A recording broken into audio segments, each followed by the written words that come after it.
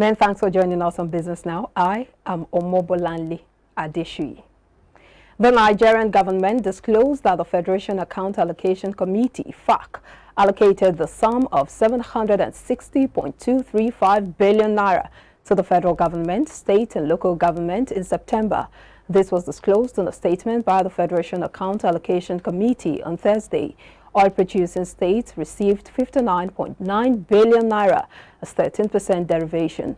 The committee said 760.235 billion naira was released to the three tiers of government as federation allocation for September. The FAAC noted that the federal government received 294.24 billion naira, the state received 233.22 billion naira, and the local government councils received 172.77 billion naira. Oil-producing states received an extra 59.99 billion naira. Meanwhile, the gross revenue available for value-added tax, VAT, for September was 189.92 billion naira, as 60 billion naira in savings were from non-oil revenue and electronic money transfer levy. They noted that the gross statutory revenue of 502.13 billion naira distributed was higher than the sum received in the previous month, from which the federal government was allocated the sum of 232.92 billion naira. The sum was distributed accordingly as follows. Federal government received 31.6 billion naira. States got 16.03 billion naira, and the local government councils received 12.36 billion naira. Governor of the Central Bank of Nigeria, Godwin Emefiele, has advised banks and other financial institutions to prepare against the rising threat of cybercrime in the financial system. Emefiele said this on Thursday at the second National Risk Management Conference. Emefiele, who was represented by Director Financial Markets Department, Dr. Angela Shere Ejembi, stressed that effective risk management in the financial system was a catalyst for economic growth. The CBN governor said, quote, traditionally, financial institutions have predominantly focused on financial risk, but have made efforts in rebalancing over the past decade to strengthen non-financial risk management. According to him, given how extensively technology has altered the world today, being technology savvy has become a crucial requirement for risk managers today. He pointed out the CBN recently issued a risk-based cybersecurity framework and guidelines for OFIs, which represent the minimum requirements to be put in place by all OFIs, saying this was in addition to a series of fintech-based policies and guidelines which include the regulatory sandboxes, open banking, and cybersecurity, amongst others.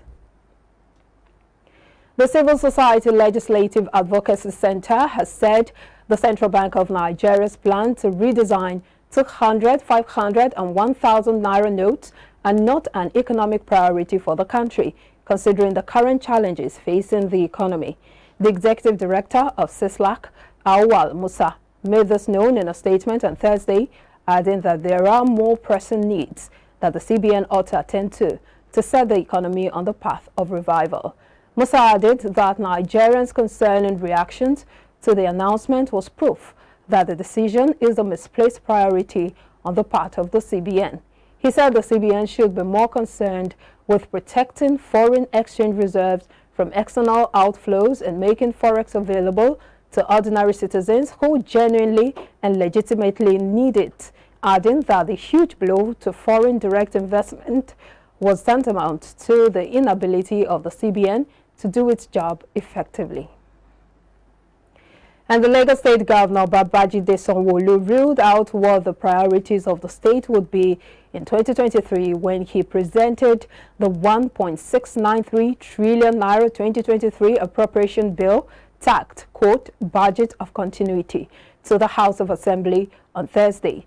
The governor said the state would sustain its strategic investment in human capital and channel resources to deliver more infrastructure to keep its economy on the path of growth beyond next year. During the budget presentation, SANWO-OLU said the state government's major concern in 2023 would be health, environment, education, and economy. SANWO-OLU proposed an 153.5 billion naira allocation to education next year, representing 9.07% of the total budget estimate, to consolidate the gains of the past years in the sector. He said the previous investment in education had yielded, leading to the achievement of a record high performance of 82% in the 2022 West African Senior School Certificate Examination. The governor earmarked 339 billion naira capital to provide infrastructure in various sectors next year, while dedicating an aggregate of 191 billion naira, representing 11.29% to health and the environment. And the Advertising Regulatory Council of Nigeria has said the Nigerian advertising industry loses over 120 billion naira annually to the production of advertising and marketing communication materials outside the country.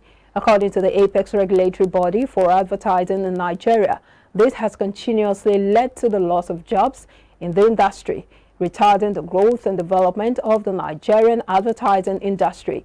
It said the current effort of the federal government aimed at job creation and inclusive growth and development of various sectors of the economy were negatively affected by this trend, which, if not regulated, would lead to continuous decimation of the Nigerian advertising industry. And although the move to rehabilitate the Kaduna refinery through a collaboration between the Nigerian National Petroleum Company Limited, NNPCL, and DEWU is a right move in the right direction, the federal government needs to take practical steps that will lead to positive results. End of quote. This was the stance of an oil and gas expert, Balazaka, on the backdrop of the recently signed Memorandum of Understanding between the NNPC Limited and the South Korean company on Thursday, October 27, to rejig the Kaduna refinery. Zaka, who spoke on IBrandTV's Business Breakfast show, emphasized that for any developing country to grow, security and energy must be prioritized. When I received the news, it was something that really gladdened my heart. It was something that came at the right time, considering what Nigeria is going through. And we hope that what the announcement we had and the practical actions and implementations that will follow will get to positive crystallization. Because generally, once you have a sovereign nation, there are two things that become priorities. And those two things, first, is to guarantee security. Once you guarantee security, we're talking about social security now. That means there will be peace in that country. It simply means that country is a country where investors can be invited. It simply means people can cohabit together. Immediately you are able to guarantee peace. The next thing you go for is energy. So when I hear people saying you need to construct school, you need to build roads, you need to, all those things are tertiary. Once you have security as the primary concern, the next thing is energy security. And in the context of Nigeria, energy security simply means electricity, then oil and gas. And of course, by extension, the products of crude oil and gas. So we are talking about an energy requirement, energy sufficiency. Once you have that energy sufficiency between you and I, so many things will come into fusion. Investment will flow in, operating costs will go down, meaning that there will be profitability. And if there is profitability, then company income tax will go up. If there is high company income tax, that means government will get revenues. Then personal income tax will also go up because there will be so many workers, they will be able to pay their taxes. And if the cost of operation goes up, then that means, if the cost of operation of activities go down, that means there will be so much product in the country. And by that extension, supply will be high. And if supply goes high, then that means inflation will go down. Still to come. U.S. economy resilient despite rising prices. Details on more news update after this commercial break. We'll be right back.